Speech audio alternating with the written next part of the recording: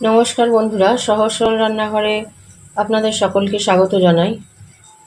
আমরা এখন শীত পড়েছে তো ব্রেকফাস্টে কখন কি রান্না করব বা কি খাওয়া হবে অনেক সময় চিন্তায় পড়ে যাই। তা শীতকালে তো ভাত তো খাওয়াই যায় না, এবার রুটি পরোটাও তো একঘেয়ে লেগে যায়। সেই হিসাবে আমরা যদি চিড়ের পোলাও বানাই তাহলে বাচ্চাদের স্কুলের টিফিন বলুন বা বড়দের বাড়ির খাবারই বলুন, ব্রেকফাস্ট বলুন, সেটা হয়ে যায়। সেই জন্যে আমি আজকে বানাবো চিড়ের পোলাও। তাহলে চিড়ের পোলাও বানাবার জন্য আমি প্রথমে কিছু বাদাম ভেজে নিয়েছি। এগুলো কিন্তু লাল বাদাম। দেখবেন বাদাম দুরকম বাজারে পাওয়া যায়, একটা সাদা একটা লাল। এই লালটা যদি জোগাড় করতে পারেন এটা খুব মিষ্টি হয় সাদাটার থেকে। আর এখানে আমি তেল দিয়ে কিছুটা আলু ভাজতে দিয়েছি। এই আলুগুলো খানিকক্ষণ ভাজা ভাজা হোক, তারপরে আমি পোলাওটা বানাবার জন্য অন্য ইনগ্রিডিয়েন্টসগুলো দেব।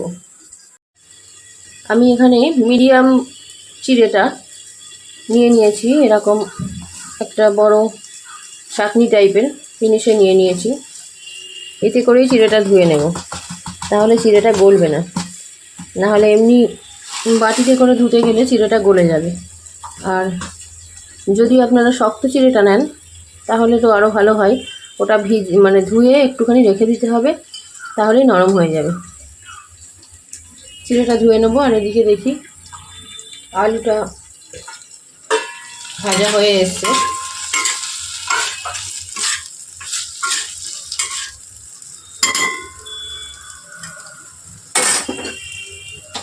আলুটা আমি তুলে নেব।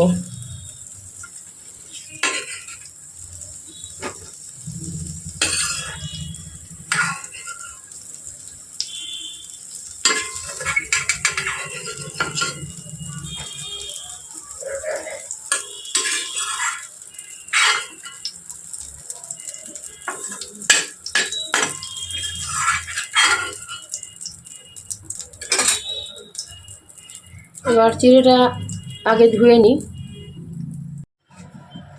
আলুগুলো ভেজে তুলে নিয়েছি, এবার খানিকটা তেল দেব। এটা যদি শুধু বাচ্চাদের জন্য করেন বা বড়দের যদি ঘিতে অসুবিধা না হয় তাহলে এটা পুরোটাই ঘিতে করা যায়। এবার এর মধ্যে দেব দারচিনি,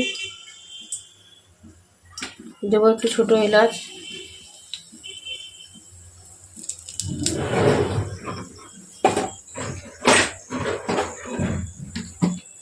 আর দেব একটা তেজপাতা।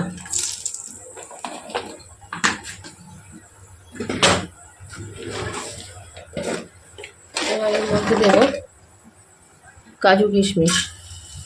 কিশমিশটা একটু বেশি পরিমাণে দিলে খেতে ভালো লাগবে।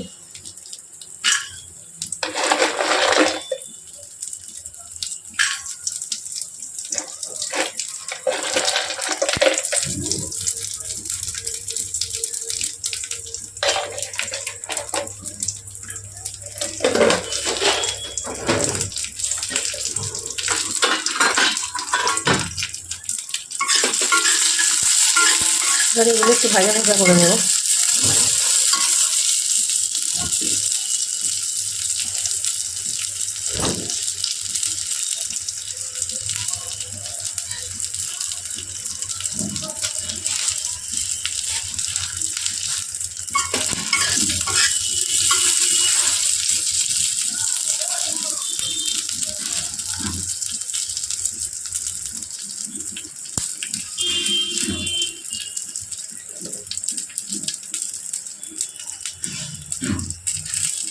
এবার এর মধ্যে দিয়ে দেবো ধুয়ে রাখা চিড়েগুলো।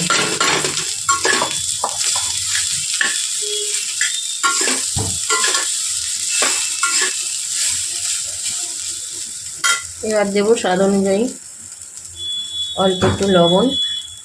এটা তো মিষ্টি মিষ্টিই হবে, সেই জন্য একটু মিষ্টিটা বেশি পরিমাণে দিতে হবে।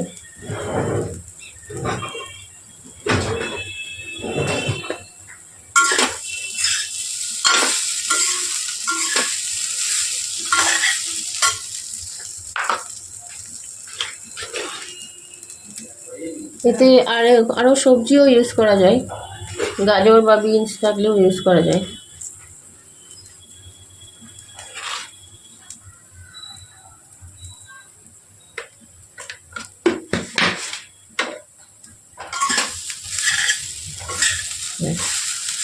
দেখছেন চিড়েগুলো কতটা সুন্দর ঝরঝরে হয়ে আছে।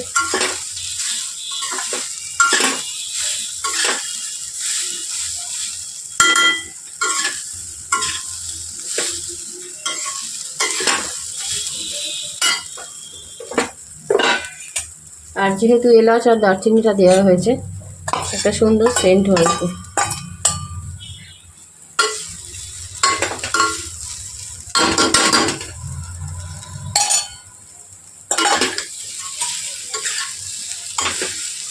এবার মিশিয়ে দিয়ে একটু ঢেকে রাখবো ধিমে আছে, কারণ যে চিনিগুলো আছে দানা দানা, ওগুলো তাহলে গলে যাবে।